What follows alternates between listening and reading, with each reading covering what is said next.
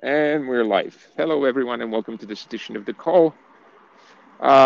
So we are a little bit behind on the things that we were planning on releasing this week due to a few um, a few problems last week of a personal nature, and but everything is back to normal, and we should be resuming soon. We do have recording almost ready to ship on Meet Jitsi, server-side recording.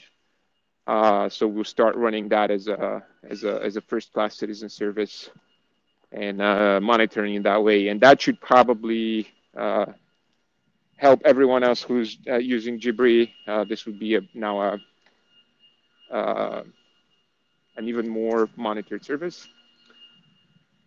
Uh, we hit a couple of snacks with the release of our latest Jitsi Meet for iOS.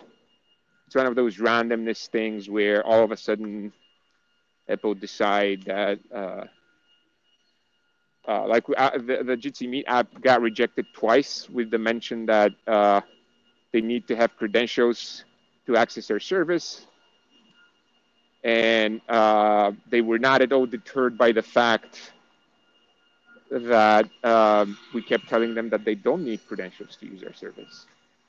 Um, Hopefully, we'll be able to get that to a more successful end this week. Uh, we are currently looking at, so Christo has been looking at incorporating a more universal user analytics solution. We currently use Google Analytics, but that's a little bit limited. So we're trying to see if that can be used to do the sort of things that we needed to do, or whether we're going to add an integration with Splunk or something like that.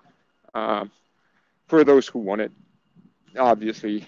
Um, so that's one thing. We're also thinking of, in addition to Jibri support, we're potentially thinking of adding support for personal recordings, which means that anyone would be able to record their meeting from their own perspective locally.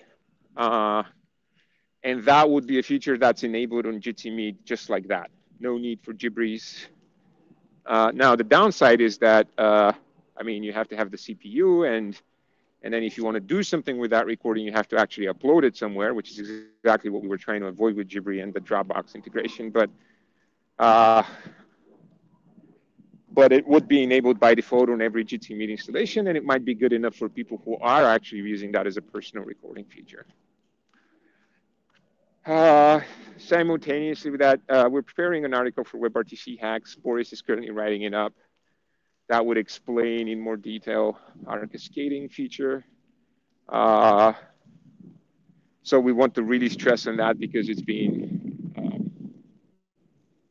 it is something that we think would help solve a lot of problems.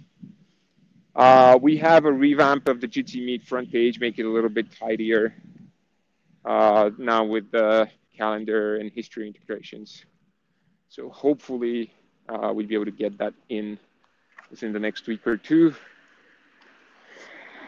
And uh, we're also working, Damien started an implementation of user speaker statistics that would be server side.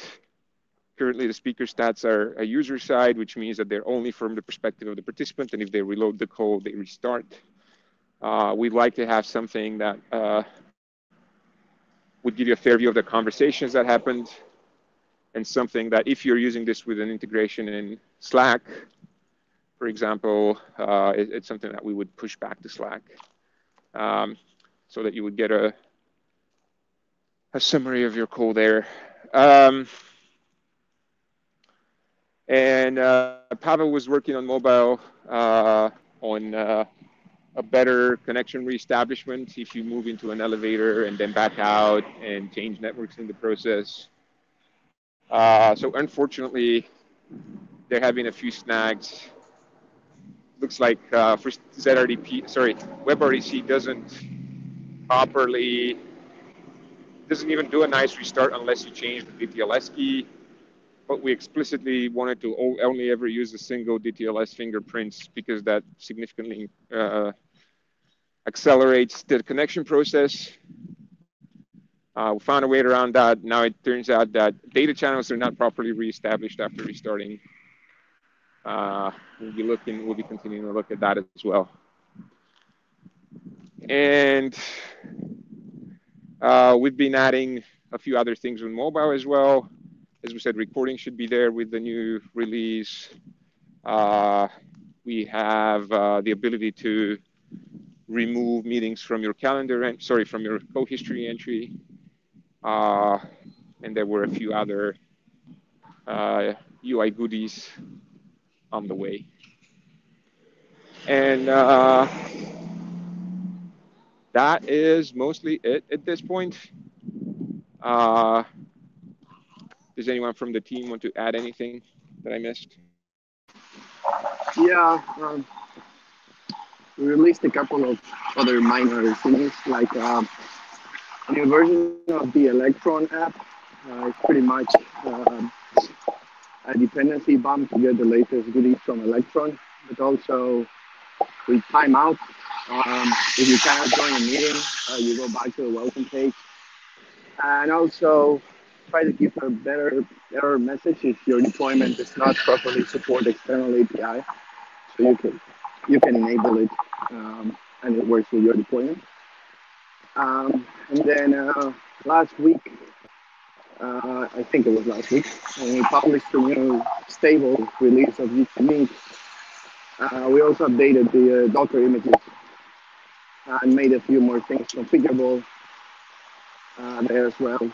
So if you're using those, you may want to update to get the latest version with TimeView, for example.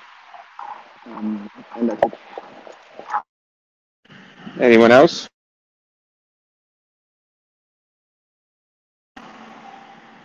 Okay. So open mic then. Any questions, comments from the floor? Yeah, Emil, you just mentioned about ICV start. Yes. So who's that, by the way? Yeah, this is Kaiduan from Comcast. Oh, hi there. So I look at the code. The ICV start is not supported now. So when we will see the ICV start on the libGTs support? So IS restarts currently do happen if a bridge dies, and we migrate the calls to another bridge. At least they're supposed to. And we're thinking of so this is new functionality that we're adding. Basically, by default, WebRTC will switch between. Let's say that you have if you have multiple local candidates, let's say you're on a mobile phone and you're moving from Wi-Fi, your Wi-Fi connection drops. Yeah. WebRTC would automatically switch you to the cellular local candidates as long as they were present when you started the session, and they would do that without a nice restart. Okay. However, that would only work if the cellular candidates were there when you started, and we found that that's not always the case when a Wi-Fi connection is available. And also, you might have just changed Wi-Fi networks as well. So what we wanted to have is a full session reinitiation and a nice restart, and that's where we're explicitly adding a nice restart in that case. So that means we need some change on the video bridge and libGT side, right? There shouldn't be, actually, there's a little bit of change on the bridge, I think, if I'm not mistaken, and yes, on libGT side as well. Okay, so in a new code, new video bridge version? Yes, there will be a new video bridge version with that, if I'm not mistaken. Pavel, are you here? Yes, so actually it may turn out that we won't have to do any changes to the video bridge, but for sure there will be changes to gCoFo and to the libGTC Meet library and the client. So I'm changing in gCoFo? Do we need a change in gCoFo for the ICV start? Yeah, because what we basically need to support is the ability for the client to go and say, hey, reinitialize the session for me. And Jikofo then has to go and drop all the channels Oh, I know. for the You bridge had and to then create new ones. send another session initiate, something like that, right? Yeah, and so what we're adding here is the support for the clients to request that.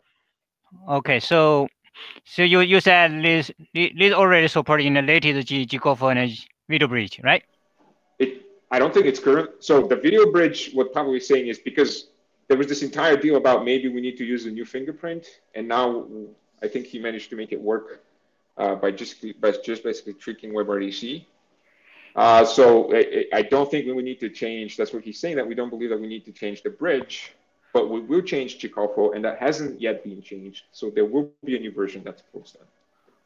Okay, yeah, because I look at the current my video bridge. I think it's not the latest one. The ICV start not there.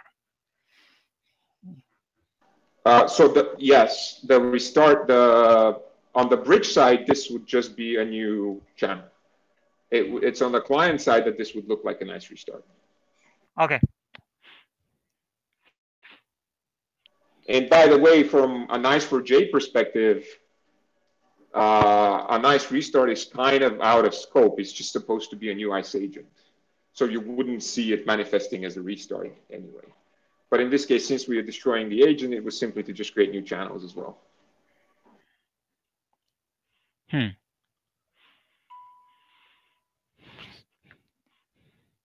Nice.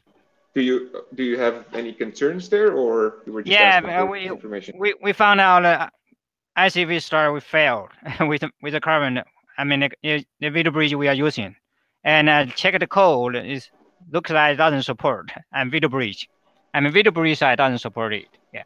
Well, it's not the bridge that doesn't support it. It's because again, it's a nice restart is just a matter of creating new channels. So we will have support for ICE restart even without changing anything in the bridge. Okay, it's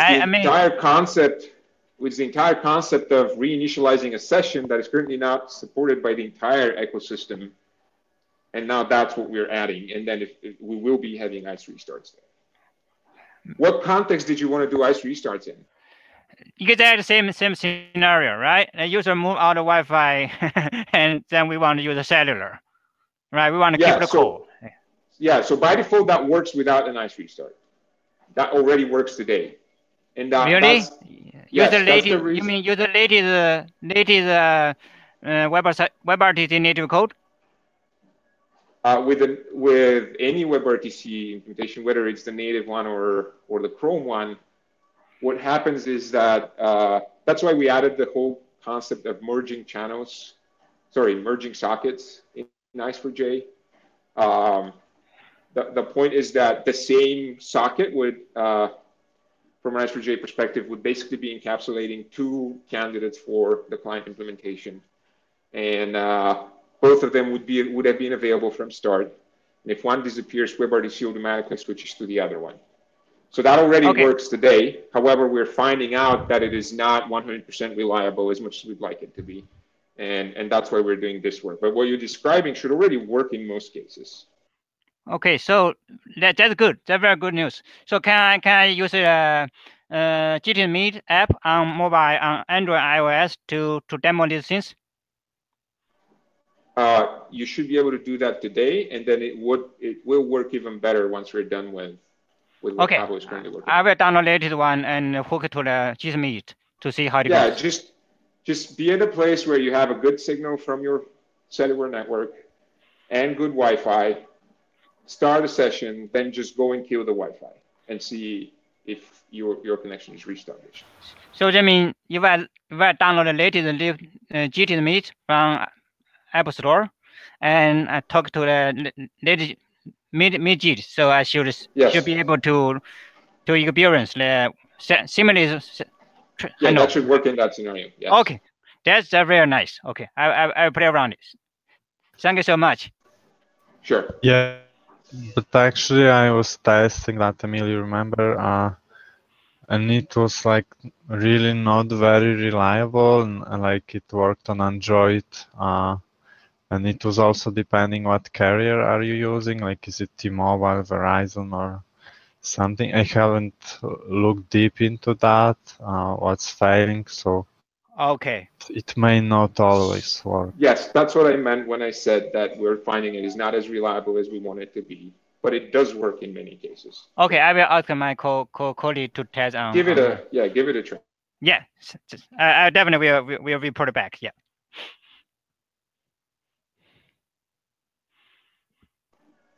Anything else? Anyone else on the floor? Hey, my name's Lewis, and I had a question regarding libjitsi meet JavaScript library and how it handles the simulcasting functionality when multiple tracks are being sent down, video tracks being sent down for the same user participant. I haven't been able to find a ton of good documentation with how the library treats it. I know how the video bridge does it, but I don't. What I'm seeing is the library will add multiple tracks, video tracks for a participant with the same SSRC ID, and sometimes the last one that gets added is muted, but the previous one that got added wasn't muted. So I don't know if like managing it is something that's is the responsibility of the person using the library, or if the library does the management of it for you. Neither, actually. It's Chrome. It's the WebRTC implementation itself that manages it entirely. So the whole thing with the tracks is not related to the management of simulcast. The only responsibility of a WebRTC app is to signal to Chrome that it wants simulcast. Again, by adding these SSRCs to the SDP, as long as that happens, Chrome automatically enables simulcast, and it turns tracks on and off by itself, based on bandwidth estimations. Now, and on the receiving side, it doesn't even look like simulcast. It's just a single stream that may change its resolution. So there's no management there at all. Right. Now, yes, sorry, go ahead. No, I'm seeing, for example, when a participant joins in non-peer-to-peer mode, when a participant joins, there'll be two or three audio. There'll be three tracks, two of which are audio. I'm sorry, two of which are video, and the last one that the library adds both of them to the conference. I'm not sure what that is, but that is not related to simulcast. Probably, do you mean that actually you have two different, let's say, video sources, like desktop sharing and maybe video camera? Is this the use case that you're describing? No, I'll see two video, two actual cameras for the same SSRC. But so is the sender, I mean, the sender is sending two videos. Yes. Basically. Yeah. So this is not coming from the simulcast, just to verify, right? It's coming from the from same source. Yeah, the library, the libjitsi meet will call, will fire the remote track added, or the track added on the conference for that participant, and it'll fire twice with the same SSRC with two different tracks. And sometimes the first track that gets added will be live, and the second track that gets added, the Jitsi track isn't muted, but the wrapped media stream track or video stream track, if it's Firefox, will be muted. So what happens is we're now showing a muted video, and this happens for screen share as well. So it could be a camera or a desktop track, and two will get added, and the second one is sometimes muted. So if you have two different video sources, let's say, I don't think so. So to be clear, this is on the receiving side. Is that yes, what you're sir. saying? Yes, sir. So what macro case you have done. Can you walk us through it a little bit? Like, who is the sender and who is the receiver? Does it happen Chrome to Chrome, Chrome to Firefox, Firefox to Chrome? Is mobile involved? And are both participants starting with video from the get-go? Yeah, so I see this more frequently when it's Chrome to Firefox or Firefox to Chrome, but I do tend to see it in Chrome to Chrome occasionally, but not as often, if that helps.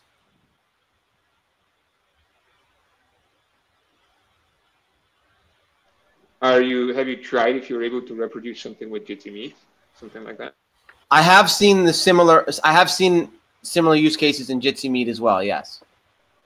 So I suspect that one of the two tracks is just not alive, and you have to ignore it, and it's probably an update or something like that. But you're saying that sometimes the second track is the one that's dead? Yes. And I get the stream and I'm listening for the I forget the exact event name because I had to find it. The participant connection status changed. When I listen to that, I'll get the two tracks, and the second I get the second one that's muted, I get the inactive message for that track, and it never gets updated to active.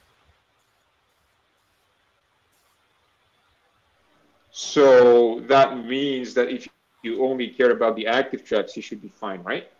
Right. So is it a problem for you to just do that?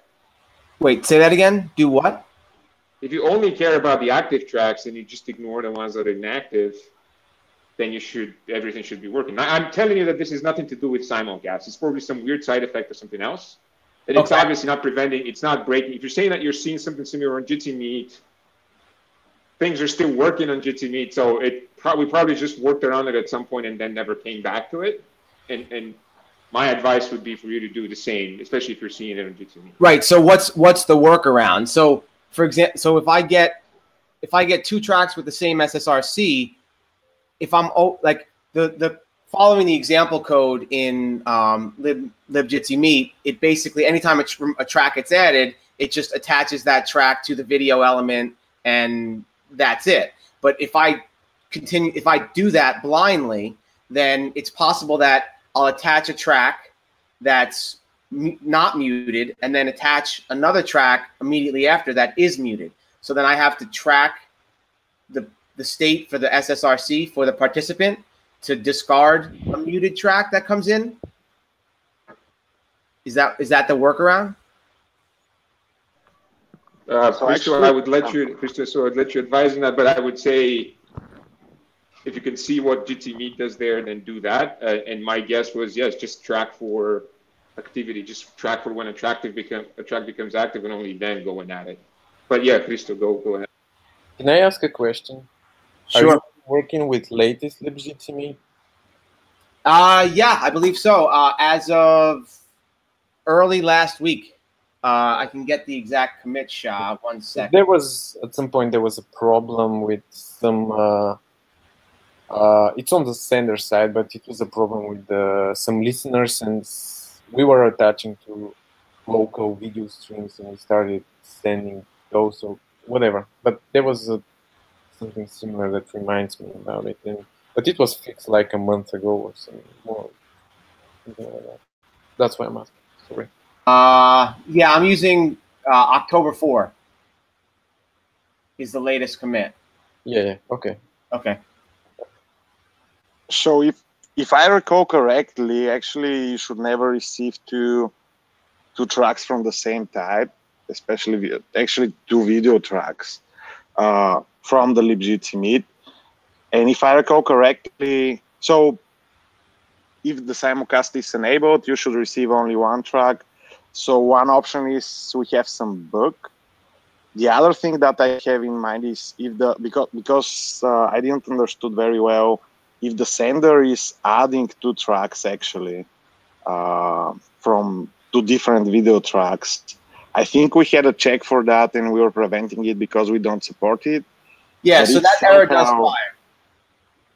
So that if, like, for example, if I try to add a desktop track and a camera track on the center side, that error does happen. So I have to first remove, if I want to do screen sharing, for example, I have to remove the camera track and then add the video track for the desktop. So that's fine. It's just, it's even when a participant joins, two camera tracks are being sent down for the same SSRC. So actually, you should be using replace track function when you're switching between camera and screen sharing. Maybe there's something wrong when you're calling remove and then add or something like that. I think it shouldn't be this one because actually add and remove, if I recall correctly, are using replace. But yeah, maybe we have some bug or this is some kind of a corner case. If you can send us an example or how to reproduce it and how to test it. Well, especially maybe if you good see to it, look if you into see it that. on Jitsi Meet, it would be great to describe the scenario where you see it. And Okay.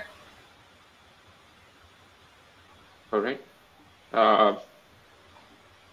Okay, so so I guess the action item is please describe a repro scenario as accurately as you can. If you can add to that a repro scenario in Jitsi Meet, that would be even more helpful.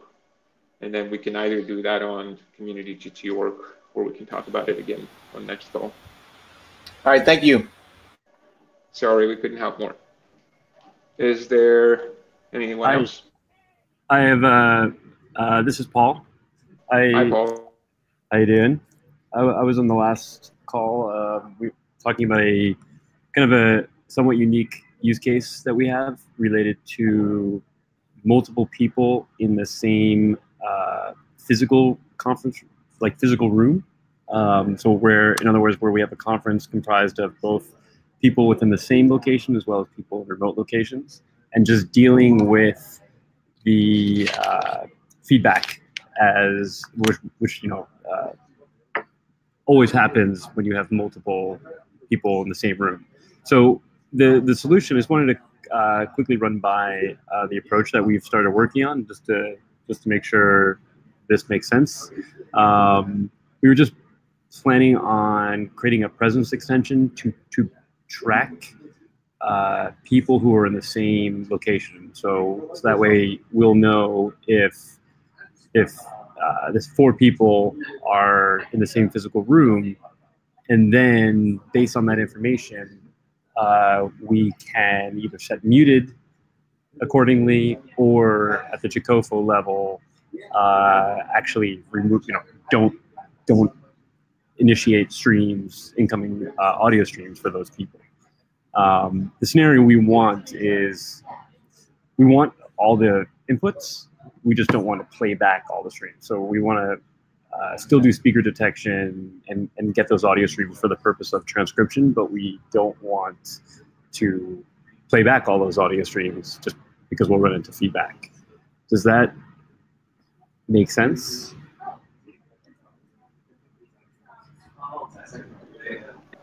And you're doing that based on a presence in that, so clients send a presence that somehow indicates that they're sitting together? Yes. So we'll use so and the implementation of knowing that they're in the same physical room, we're kind of deferring that, starting off with just like an explicit data point of just like, okay, these people are explicitly in this room. And then eventually, I think what we're going to start with is just using just web-based location, because that should most of the time, if we sort of dumb down the lat long, it should, for the most part, because most people are in the same room are most likely to be in the same network. So I think for the short term, I think that would be a good proxy to know if they're in the same room. But initially, we're even just going to kind of hard code it just to validate the approach. Well, Well, the first thing I want to say is that, I mean, this is experimentation, so anything you try is valid as an attempt, and then we'd be happy to hear how it worked for you. So sure. That said, I don't know why GCOFO even needs to be involved. This is entirely between clients and the bridge. So why wouldn't you instead just announce it in data channels and get the bridge to do its stuff based on that? Yeah, I thought. Yeah, I think ideally it would be great to keep this outside of GCOFO. I think the thing I was thinking of doing initially was actually when the streams are initiated, to once we know that this person, a second person comes on and we know that they're in the same room as the first person who happened to join, to actually prevent those streams, the incoming audio streams, from being sent. So we don't, if we're only ever going to have one incoming audio stream per room, so if there's 5 people in room A and 5 people in room B, it seemed a little like additional overhead to send more than one stream of audio to room A or to room B. No, I get that.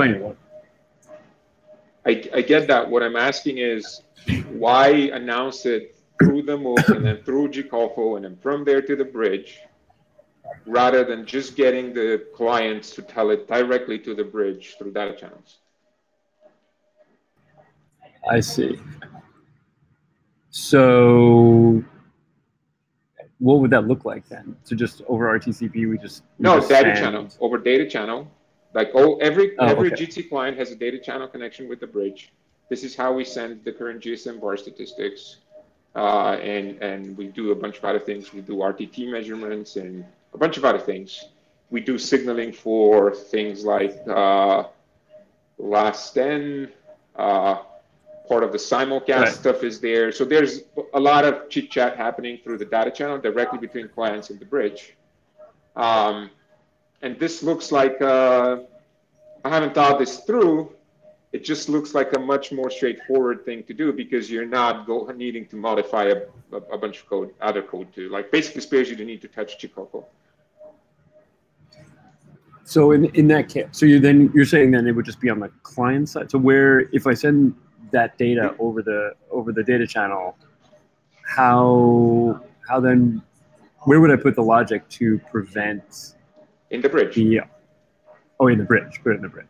Yes. Well, it needs to sort of be in the bridge anyway, because it's custom logic. Basically, I know that Boris was also thinking about this, to have the concept of a physical room implemented in the bridge, and then to have that behavior be based on that. So if a bunch of things are in the same physical room, you could somehow modify. The video channel implements a RTP translator will write, which is whether or not an outgoing video channel is interested in a source. We don't do that filtering currently for audio because everybody gets all audio, but you could override that method in audio channel and add your logic there to decide whether or not a source should go to an audio package should go to a destination. That might be a good place to hook. That's it. So can you repeat that one more time? Where is that in video? Video channel is called RTP translator will write, and basically we call that method for packets going out. Audio doesn't do anything, or I think it's like hard coded to true because we accept everything. Video has some logic it applies if it's not interested in certain simulcast layers and stuff. So you could put a hook in the audio channel to add your logic to decide whether or not you want to forward audio. Yeah, I think I did see that. Okay. This is in a video bridge code, right? Right. This is in the video bridge. Yep. Okay. Yeah, I'll check that out. But as far as the just tracking the information for a given participant, that what room they're in, Does that still make sense, do you think, to put in as a presence extension? Because it seems like... Well, it doesn't need to be a data. presence extension if you are, like, the communication between the client and the bridge is not XMPP. It's just a custom JSON thing. And there are a few examples that you can go and look into. So if it doesn't go in XMPP, then it doesn't need to be a presence extension, right? Okay, yeah, I guess it's...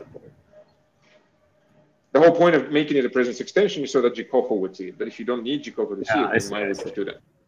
That makes sense.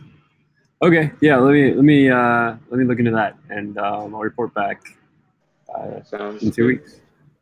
Thank you. And I'd also be careful to keep this isolated enough so that this sounds like a thing that could make it hard for you to upgrade to future releases. So I guess just a word of caution: make sure that you keep it isolated enough in a patch that you could easily apply to new versions, so that you can follow further development there.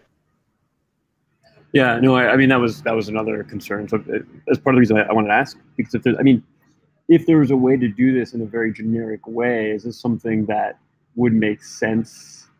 Because it sounded like this has come up before. Would this be useful for as part of the core code base rather than having this fork that we keep forever? So, well, again, I wouldn't think about it as a fork. I would just think of it as a patch that I apply automatically on every new bridge release. But sure.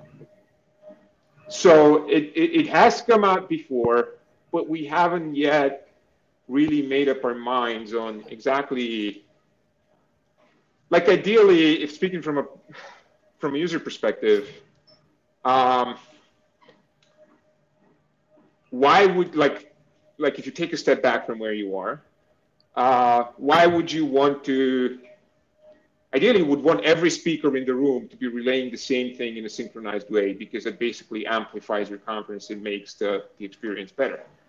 Now, obviously, that causes the echo problems where audio from one set of speakers feeds into others. But I think that's what we should be looking into solving more than the other thing, because the other thing is, I mean, it can only work for a specific use case where you know what's going on and you know that it's fine. It doesn't really matter which set of speakers you choose, or you kind of choose it manually, and you know that your users give a shit enough that they would go through the hassle of setting up main speaker or something like that. And if that works for you, that's great. I'm just saying that from a generic perspective, I would see it more on the side of it being, let's just sync all the speakers, make sure that they all deliver the same thing, and then somehow solve the microphone problem separately. And a very easy way to solve the microphone problem would be to just make it push to talk. And obviously what you want is, no, not you want for sure, you want speakers from one room to not be relayed back into the same room. So now that would be interesting, to have the concept of a physical room in the bridge, and have at least that piece of the logic, like not all audio go to only on location, but audio coming from within this room don't forward back to this same room. That bit will be interesting. Yeah. Oh, I mean, that's the entire thing, though. That's really all we're looking for, is just. Oh, didn't you say that you're also trying to make sure that any audio stream would go into that physical room only once?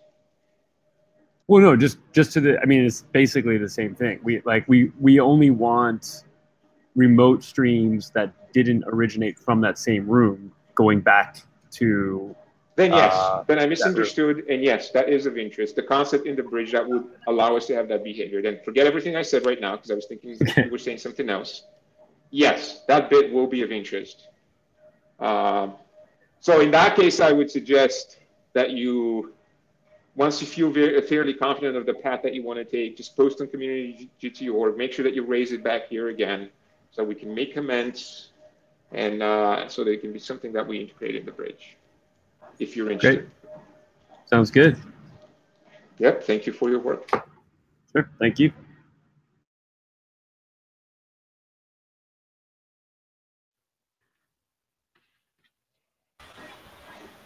Hi, this is Louis.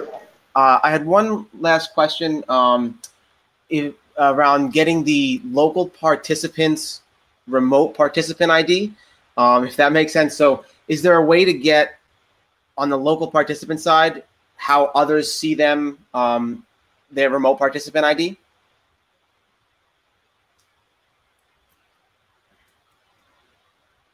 From libjitsi meet, that is.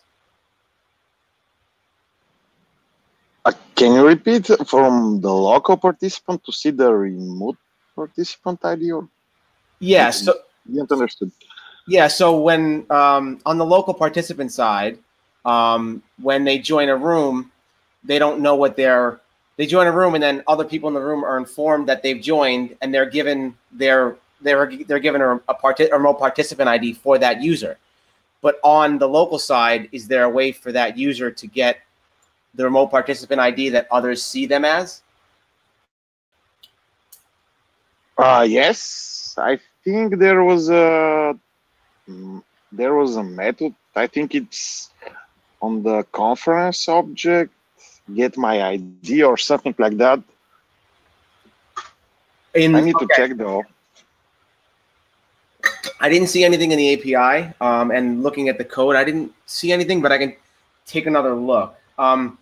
As a workaround, I kind of figured out how it was working using the JID on the XMPP connection, but that could be error prone if it's ever changed by how the library does it. So I just wanted to see, but if there's an official function on the connection or the conference object, I'll go and take a look.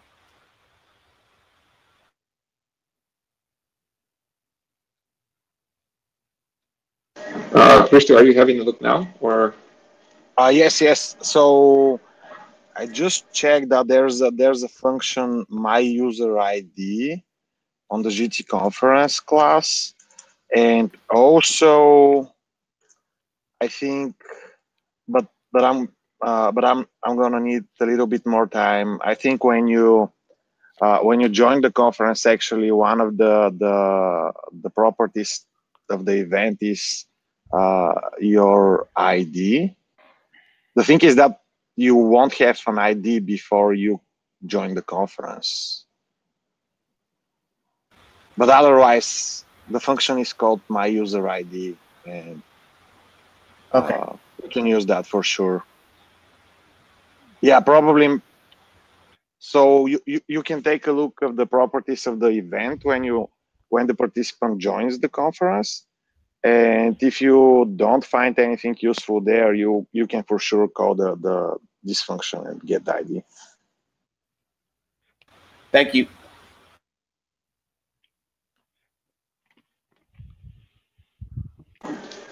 Anyone else?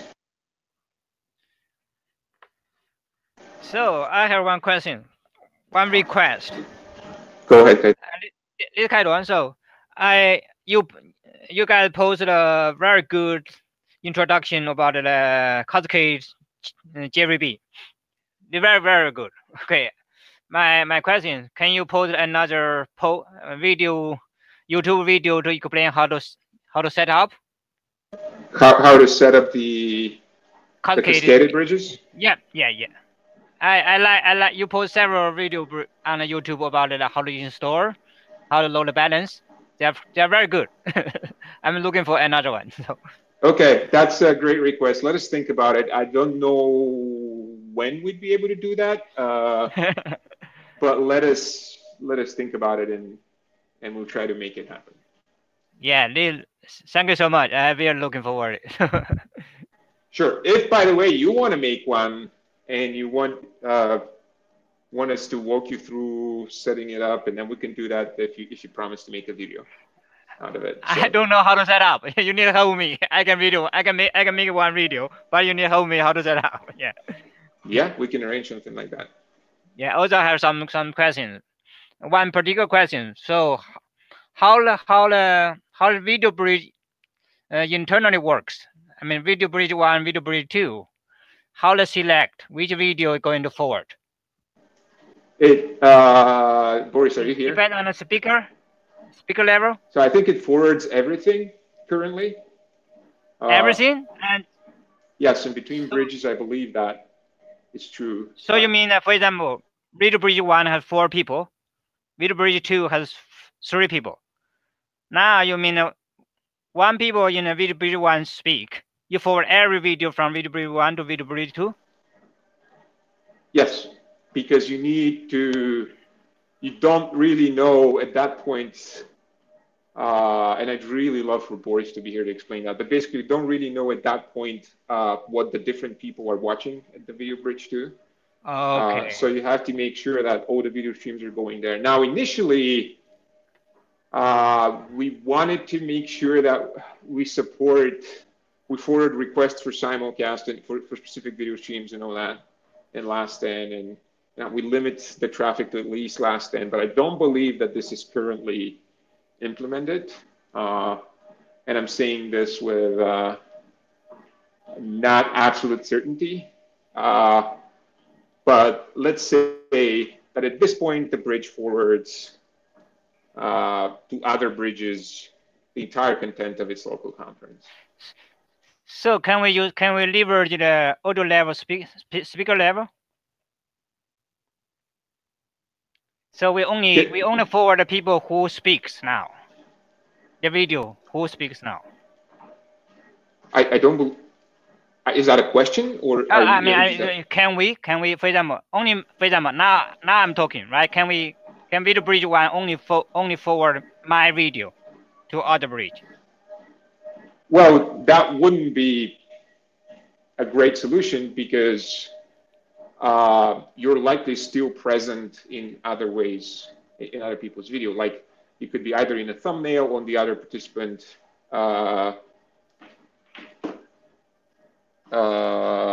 One second. The other participant might have pinned you and is on another bridge, or maybe is using tile view, so he's seeing everybody a little bit larger. Okay. So because there's not a single view of the conference, but each participant can kind of choose their own, everything is forwarded so the receiver decides, the receiver bridge will decide ultimately what the participant may get. I think this is the way this works today. So that being said, we are not solve the problem now. Remember, we have for one conference server, I mean physical server, that has some limit how many video screen it can forward, right? So I mean, I assume at the beginning, I think the cascade video bridge will increase the capacity of the video conference because you introduce multiple video bridge, right? Now it looks like at least we are not solving the capacity issue. Well, why not? Okay. Well, no. Why not? It does address the capacity issue. No, I mean, for example, let's say that you have 20 participants, right? For example, one video bridge only has a limit 20 users. Well, let's say that we have 20 participants in a conference. Yes. And 10 participants are on bridge 1 and 10 participants are on bridge 2. You compare that scenario to all 20 participants being on a single bridge. So what you have there is basically 19 by 20 times streams going out there. Whereas in the scenario of a cascaded bridge, that second bridge, yes, you're forwarding everything, but it's once. And then that second bridge amplifies that to 10 more times. So it does dramatically reduce the capacity requirements on the first bridge. Yes, it could reduce them even further, but it is already quite a gain in capacity.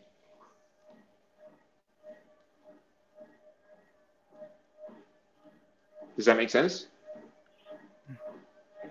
No, I still don't get it. So when you have a big conference, yes, for your main resource problem is not the incoming video streams, it's the outgoing video streams, right? If you have 20 people in a conference, every participant is getting 19 streams. Right? Yes, yeah. So this is the big deal on the bridge, and what you're doing here is that by splitting the conference in two, going back to the single bridge scenario, the fact that every participant is getting 19 streams roughly means that you have 20 times 19 streams going out of the bridge. Yeah. So that's what, 380. Yeah. streams going out. If you do a cascaded scenario, you have basically all the 10 people getting that, but it's only 10, it's not 20. So it's 10 times 19, and in this case, that basically means 190, not 380. So it's twice as. Yeah, I got it. Yeah. Half as much, basically. Yeah. Makes sense now. Yeah. Okay. And this is indeed something that we can improve further, and we're thinking of improving it further. But the first problem that we wanted to solve is the geolocation one, and then we'll get back to the whole big conferences problem, because it involves other things as well. It needs further improvements in Meet. Currently, kind of Meet itself doesn't really behave in the most optimal way when it has many participants, and that's something we need to solve, even in things that are not related to media transport at all. Just an user interface just has to be adapted to larger conferences.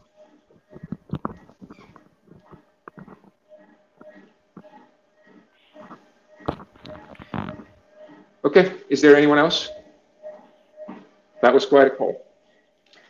Thank you everyone for participating and for asking your questions, and see you again in 2 weeks. Bye-bye. Thanks. Thank you.